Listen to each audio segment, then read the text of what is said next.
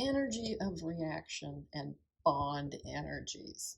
There is another way we could work these things out because the energy that chemical reactions display depends on what energy was required to break the bonds that were in the reactant and make the bonds in the products, because that's what happens, all right? If you are starting with the methane and the oxygen, you're going to end up breaking all these bonds because in the product, methane is gone. It's totally gone. And the carbon that was in it is no longer attached to those hydrogens at all. So all these bonds had to be broken. That would create these as atoms, right? These, the oxygens, also end up not being bonded to an oxygen, right? That's not an oxygen, and that's not an oxygen. So all of these bonds have to break. So you end up with all of them as individual atoms. That's one way of looking at it. I have to break all these bonds. How to do that? I have to put energy in to break them.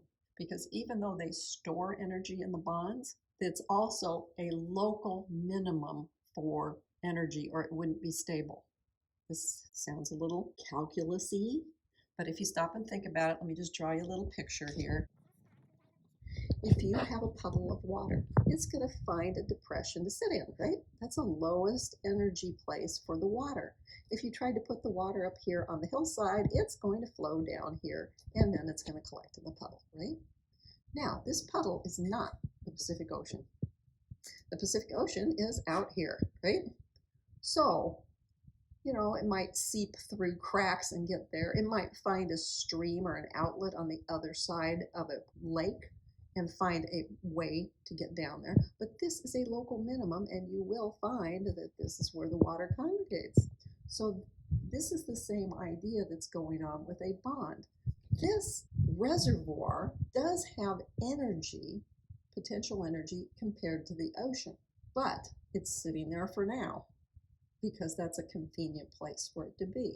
It's a local minimum, not a global minimum. Just had to throw that in there. So you can figure out how much energy it takes to break those bonds, and then you can figure out how much energy is released when these bonds are formed. And the difference between these is going to give you the change in enthalpy for the reaction. So this bond energy is going to be the energy enthalpy change that occurs when you're taking 1 mole of the bonds and they're in the gas phase and you break them. Why does it have to be in the gas phase? We don't want to consider the intermolecular forces, so in the gas phase. For example, here's a table that has some stuff in it. When we were looking at that methane, it had a carbon and 4 hydrogens, right? The bond is a carbon-hydrogen single bond. There were 4 of them because 4 different hydrogens are attached. Each one has this amount of energy. So the delta H for taking all 4 of them apart would be 4 times that number. The oxygen is a double bond, but there were 2 separate oxygen molecules that we were working with. Okay, so this 2 refers to the fact that oxygen number 1, oxygen number 2, all right, I'm breaking the double bond. This is the energy for the double bond, but I'm breaking 2 double bonds, so here's that delta H. Now the bonds, they're being formed. I'm making 2 water molecules. Water molecules, an O, an H, and an H, right? So there's an OH bond, 2 in each of the water molecules, but there are 2 water molecules, so a total of 4 of the bonds. Notice we're putting a minus here because these bonds are formed, okay? They're going to be releasing energy. Instead of me having to put the energy in, they're going to release energy because they're going to a nicer place. And then we also had carbon dioxide. Okay, so carbon double bonded to oxygen on both sides.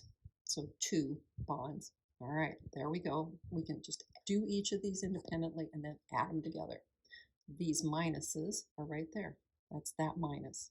So if I put that minus in here like that, then all I have to do is just add what I've come up with. So you can see you can kind of do this with like a spreadsheet sort of approach. So we're breaking bonds and we're making bonds. We can use bond enthalpies, and when we do, we'll use a B here at the subscript on our enthalpy, our change in enthalpy. When we look at something like this, here's that native state for hydrogen as a diatomic gas. If I want it to be two separate hydrogens, I'm going to have to put energy in to make it happen. We can write that we know what this was. It was a hydrogen single bonded to a hydrogen. Report that number. That this is the amount of energy I would have to put in order to get 1 mole of the hydrogen diatomic gas to break up into individual hydrogen atoms. So whenever you see a positive number, it means you're putting energy in to break the bond. Bond breaking always requires energy. That means it's endothermic. You got to put it in to make it happen. Bond formation is always exothermic because it's going to a lower energy state. It's a more stable place for it to be, that reservoir, but in the meantime, it's got to lose energy to get to that stable condition. So bond formation always gives off energy. All right, so we're trying to figure out what the enthalpy of the reaction is when we have a mole of methane combining with fluorine gas.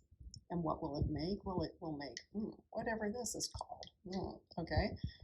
And hydrofluoric, well, it wouldn't be acid, it would be hydrogen fluoride, right? As a gas, we would have to call it that. Now, let me just say, you could do it the way we were talking about, which is to say, hey, if I have carbon and 4 hydrogens attached to it, I will have to break 4 of these bonds, right? And then I would have a couple of fluorines here, diatomic gases. They'd have to get broken too, right? So I could just add up all the things that have to be broken. That's the energy I have to put into it. And then I could say, okay, what's the whole list of things I have to do here? But here's the thing that I want to point out. I don't actually have to break all 4 of these.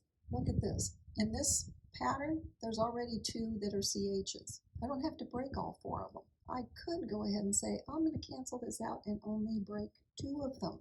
If you were actually busy doing this yourself and trying to be efficient, that's exactly what you would do. You would break those, you would break these, right? They have to be broken, right? So I've broken these bonds. They have to be broken. I couldn't do anything else about that. There wasn't anything over here that canceled. But here I had a couple that canceled. I would just leave them on there if I was actually physically doing this. And then I would make this carbon-fluorine bond and this carbon-fluorine bond. Okay, and then what else would I do? I'd say, oh, you know what? I need to make hydrogen fluoride out of this. There we go. There's one of them. And let's make the other one. Here's the other one. So sometimes you can cancel things out. If they happen to exist on both sides of the equation, you can cancel them out ahead of time. Either way you do it, though, you are going to end up with the same number, whether you did the whole thing where you broke everything and formed all of them over again, or whether you just did portions of it. You can prove that to yourself if you'd like to, because I mean the numbers are right here. Here's what a CH is. It's just you would have another 824 on this side and on the other side, and they just end up canceling out when you did the subtraction.